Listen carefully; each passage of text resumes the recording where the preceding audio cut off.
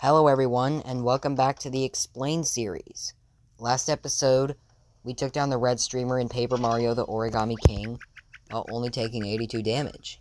Today, we're going to be focusing on the blue streamer, also without taking any damage. We're still trying to beat the game. Isn't that obvious? Anyways, we can leave Overlook Tower without any problems, and we can make our way back to Toad Town. The reason I went back to Toad Town is because I needed to get more items in the shop, since the blue streamer chapter is going to be really difficult for this challenge, and it's not even going to be possible in 0 damage. Like, not even close. So that's why I went to the shop. And I also got a membership card as a reward for spending money at the shop.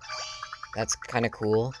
I guess we might use it the next time we go to buy battle accessories.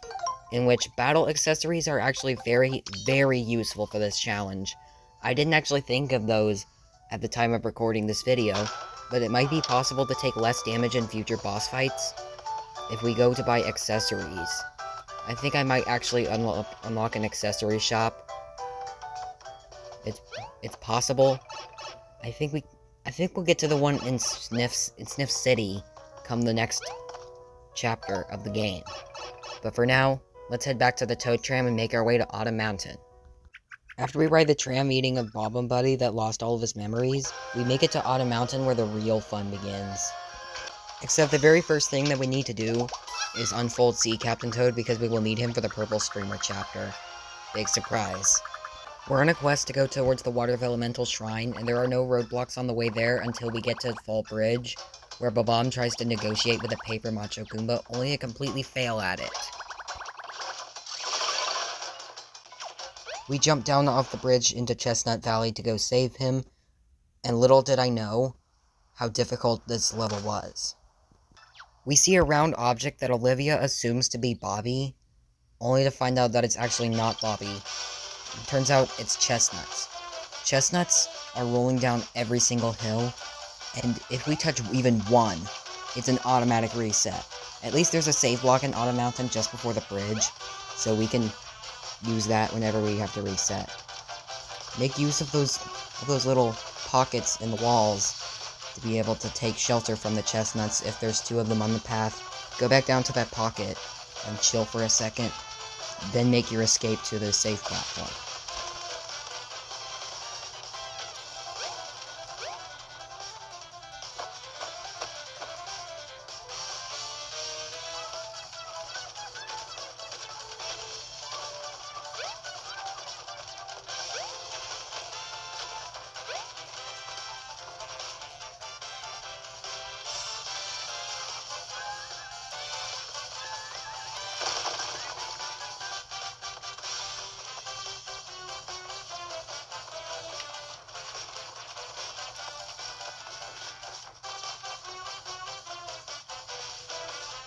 When I got to the top of this ramp just before Bobby, I encountered a Goomba which was hitting the tree, causing the chestnuts to roll down the ramps.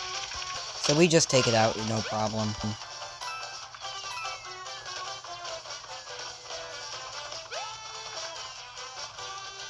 We pull Bobby out of the ground and can make our way up again. The next stretch has a series of chestnuts falling down the trees. It's all about timing to make sure you don't get hit. You may want to wait at the last tree for the chestnuts to fall, then make a break for it. Thankfully there's a safe block so that you can save your progress. And then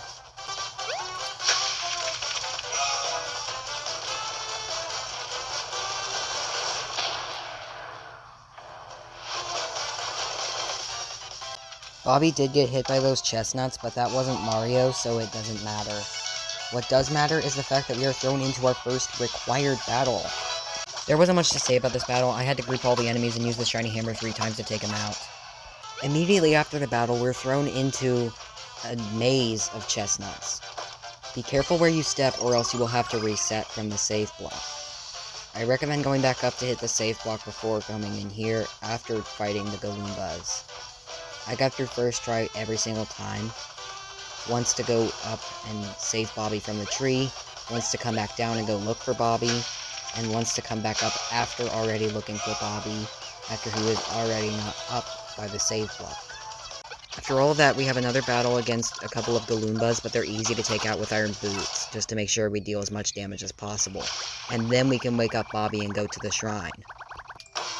Returning to Autumn Mountain, I noticed that there is a fax travel lab that we can use to go back to Picnic Road anytime we want, which is actually going to be useful for whenever we have access to the lamination suit, which is something that's going to help us against enemies so that they can't see us.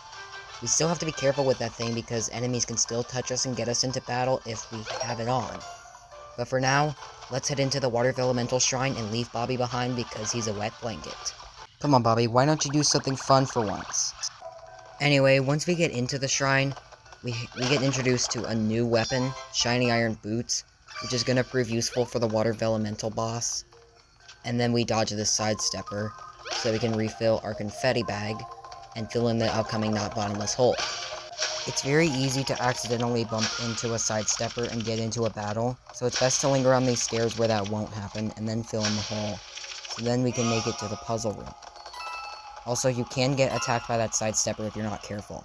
I had to get the Groovy panel twice due to accidentally getting into a wave battle with a Sidestepper on my way back after solving the puzzle, so we came at it a second time.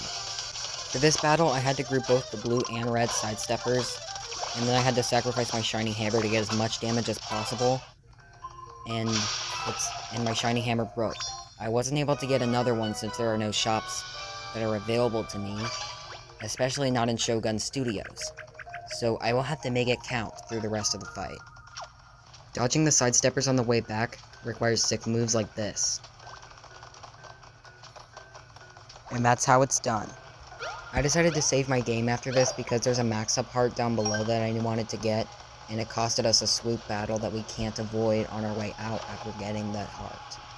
We can get the heart, but we can't go back without having to fight these swoops. I was only getting the max-up heart because it could be more helpful in battle, since this is a low damage run. The fight was really easy. I just lined up all the sets of swoops and Koopa Troopas and used Iron Boots for each of them to deal enough damage to take them all out. Now we can move on to the next puzzle. After I had to reset the game again, I ended up in another battle with Koopas and Sidesteppers, but I want to showcase that a regular hammer is enough to defeat red Sidesteppers in one hit with an excellent action command, but blue Sidesteppers have more health, so we need the shiny hammer, which I don't have. I hope I can make it through the rest of the shrine flawlessly after this. Fortunately, there's a question mark block in this room that contains a POW block, which will become useful for the Groovier panel fight. When we get to the battle with the Groovier panel, there's an Earth Elemental Magic Circle that we have the opportunity to get from the blue Sidesteppers. So I decided to use a POW block on the first turn, and then obliterate the blue Sidesteppers so that I could take them out. I was lucky enough that the last set of red Sidesteppers wasn't able to attack, so the Earth Elemental Magic Circle came in clutch. However, the last wave did not be so kind to me, because we had two groups of blue Sidesteppers that I had no way of defeating with just a regular hammer. I could only take out one set, and then line up the reds. I decided to go for the reds first, since they were the weakest to take out. I swear, I looked through all of my weapons and gears, not a single hammer weapon. So I pretty much just had to waste 2 actions on one set of Sidesteppers, and then endure damage from the rest. The attack deals 15 damage, and I don't think there's any other way to avoid it other than grinding for weapons and being able to afford them in the shop. There aren't any special hammers that I was willing to buy at the shop, and I completely forgot about it at the time of recording this video, so cut me some slack. Maybe there's a way to skip past this, but I'm not sure. Let me know in the comments if you came up with any ideas. Also, Fire Flowers are capable of defeating Sidesteppers in one hit with perfect action commands. Just wanted to showcase that in case if we run into it later in the run. And now we finally have access to the Groovier panel. I skipped past this puzzle with 1,000 coins. I didn't have 3,000 so that it'd do the whole puzzle for me, but at least it gave me a good enough hint so that I could put the last piece in. I got stuck on this a lot when I was younger, but at least I know that I can just let it do it for me, instead of just spending so much time on it. That would pad the video to be like an hour long. And now it's time to take a lot of damage as we get into the Earth Elemental. For this entire fight, I didn't have any problems with the water spouts. I just got through it just fine and made sure to be mindful of where I was placing my path. For turn 1, I went for an action panel and chose the shiny iron boots, since that was the most powerful set of boots I could deal to the boss, and they dealt 8 damage. And with the Water of Elementals attack, I took 12 damage from that. Let's hope things look up from here. For turn 2, I had the choice of whether to go for the plus action panel or the ×2 attack power panel. The rings were set up in a way so that I couldn't go for both, so I decided to go for the ×2 attack power panel so that it could make things a bit easier. So I chose the hammer for my attack, and it dealt 19 damage to the boss. The boss attacks with Bite, which deals 20 damage. With turn 3, I went forward, passed by an envelope and a heart, and then landed on an action panel. The ×2 panel wasn't in the ring set because I didn't have enough ring moves to be able to put it in the path. So we deal another 8 damage to the Earth Elemental boss, and then the boss attacks with Bite again. This time it deals 18 damage, and now its stomach is totally full, which means it's our visual cue to use the Earth Elemental. So that's exactly what I did with turn 4. We were able to evade Mega Wave, which is capable of just instantly killing us, which we obviously don't want to see. Game overs are not acceptable in this challenge in any way, shape, or form, so that's why I decided to get a 1-up mushroom. There may be more in the shop in a future video, I don't know. For turn 5, I passed by an envelope when going to the inner ring, went to the on switch after a right turn, and then hit a 1FA pad. The boss had so much HP that this wasn't enough to take it out, so I had to endure some more damage. Except this turn, I didn't take any damage from the Earth Elemental, so we can go back at it for another try.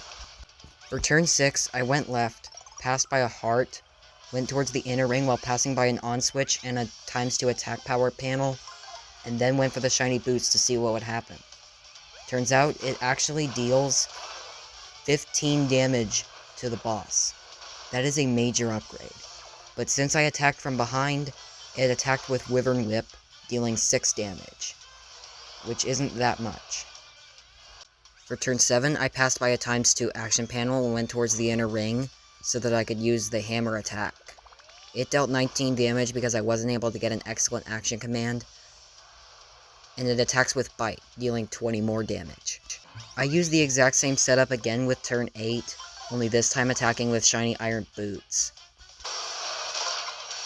For turn 9, I didn't even bother setting up a path. I just pulled the Earth Elemental Magic Circle in front of the starting panel and just used it. Finally, for turn 10, I went left, passed by an on switch and a heart, then went towards the innermost ring to be able to get to the 1FA pad and finished off the boss once and for all.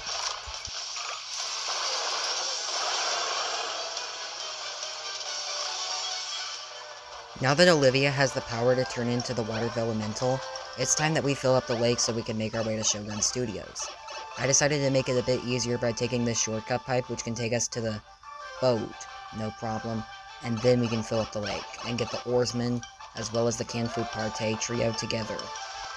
Out of all of that, the Bone Goomba was the hardest to get because a bunch of enemies were circling around him. I had to talk to the Bone Goomba at just the right time, and right before closing the text box, I had to wait until there was an opening on the left side of the circle so that we could make a break for it and reach the max-up part underneath this grass.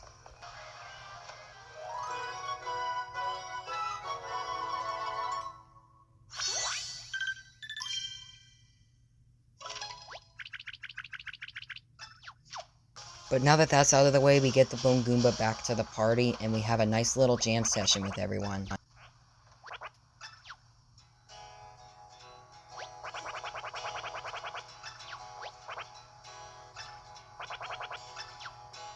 We also ask the Bone Goomba to open our can of tuna, which we need to get the oarsmen.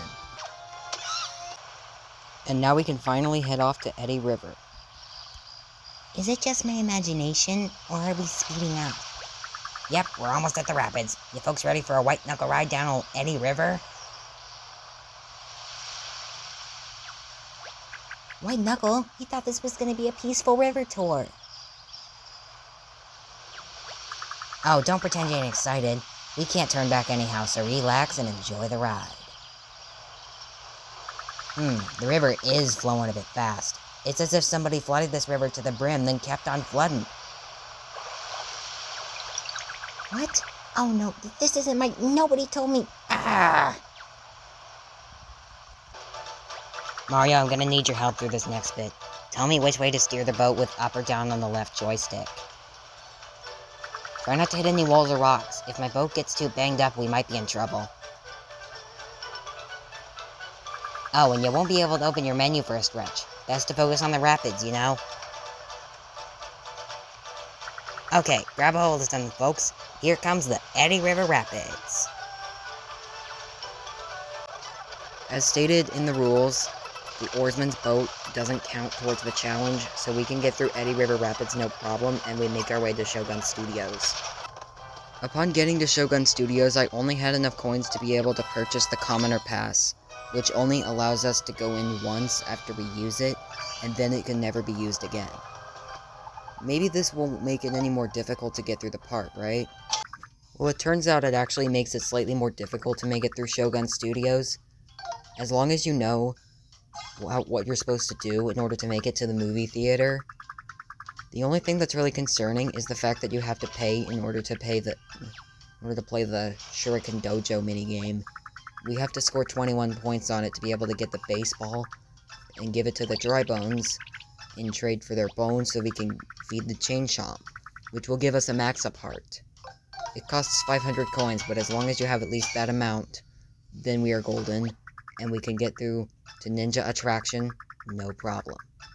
Throughout Ninja Attraction, I did actually have to reset and hit this palm tree, whatever it's called, just so I can get a supply of confetti, because I didn't realize that I had none when going in the first time.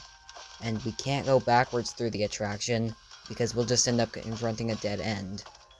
But anyways, with enough confetti, we can fill in the not bottomless hole to rescue Luigi. And now we head into the House of Tricky Ninjas proper. And let me just say that this place is not very easy for you. The first few rooms are easy, and then we can go rescue Luigi after going through that, which he is going to give us the Master Key. But, just like I said, we're going to be led to a dead end if we try going backwards through the attraction, so we're going to have to complete the rest of it no problem. There are so many traps that can end up with us resulting taking damage. I was originally thinking that we were going to end up taking a lot of damage in this area, but it turns out I got through the whole attraction on my first try damageless. Even the ninja battle was no problem.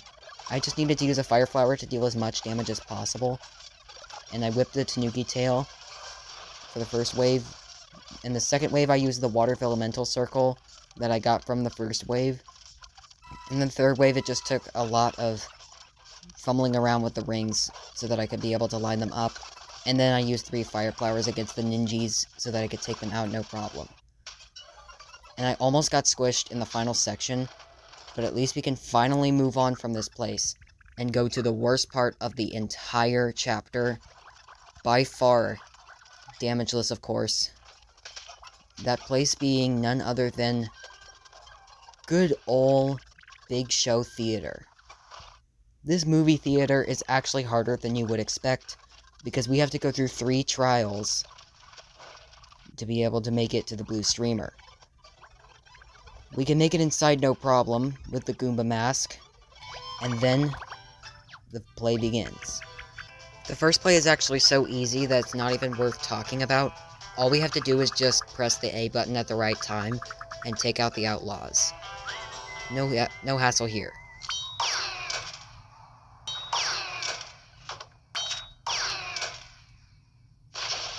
It took several attempts to get through the second play. There's 8 Paper Macho Koopa Troopas that are dancing around the arena, and Birdo is watching over it all. Now, this is not very good for this challenge, especially since we have so much going against us in the third trial. So I did my best here. The low damage score could be 0 if you're lucky, but I never got that luxury. I just gave up and moved on. Every single attempt felt devastating because I kept getting hit. Eventually, I decided to just give it the best I got, and decided to just move on.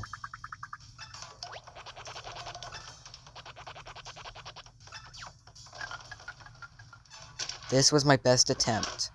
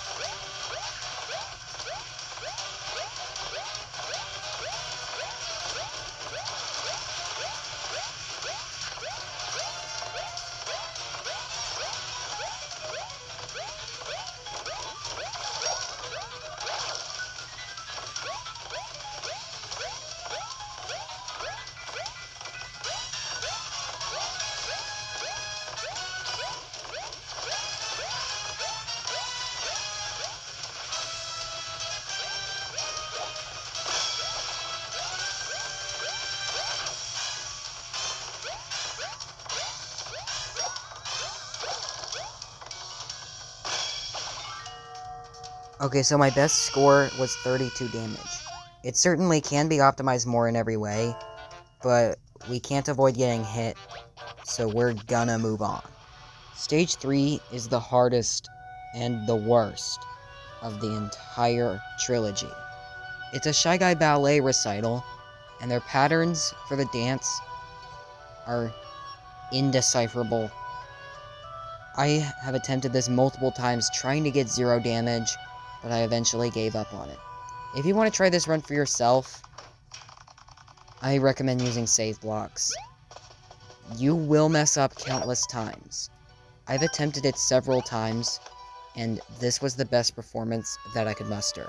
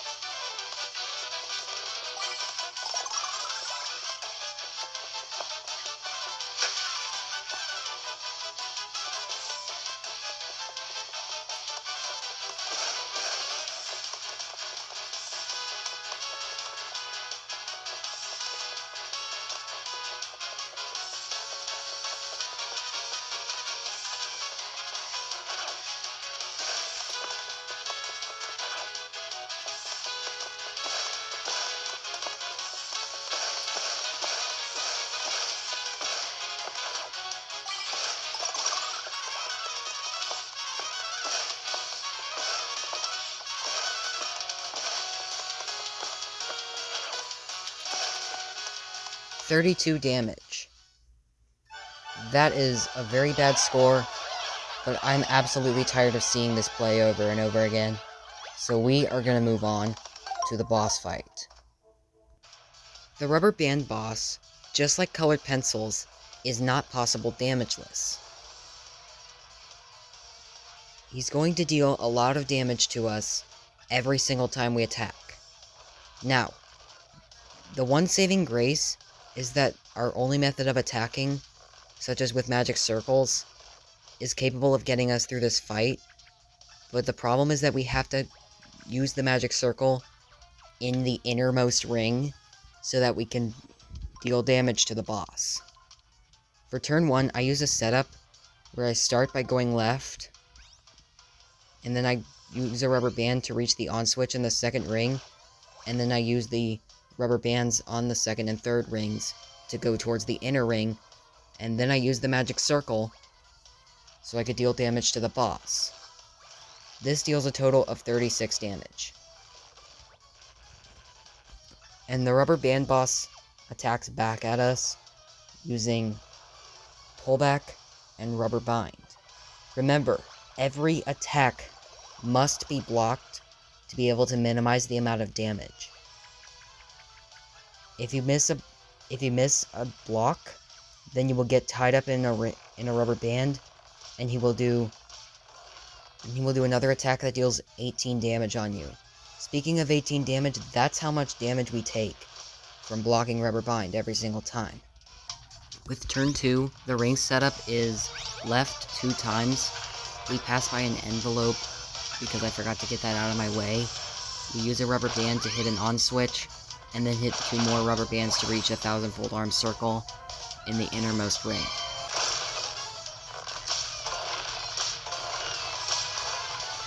My setup for turn 3 was left, on switch, double attack power panel, and then rubber band, then 2 more rubber bands to get to the innermost ring. It looked like I was going for the ring in the third ring, but I actually was still moving left, because rubber bands don't change your direction of movement. The boss attacks with solo snapback, which when blocked, deals 33 damage to us. For turn 4, I go left, and then run forward, pass by an on switch, and use the 1 FA pad. This is it. We're finishing off the boss. I kinda just avoided Olivia's safety concern in this fight. Also be careful with the rubber band because it can deal 25 damage to you.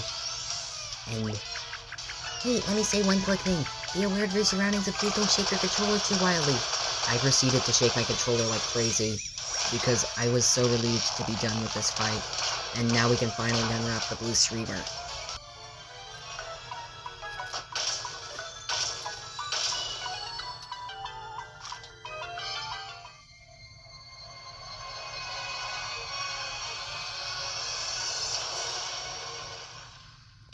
And with that, I hope you enjoyed this video. If you did, like, comment, subscribe, let me know in the comments what you would like to see next, and I'll see you in the next episode. Goodbye.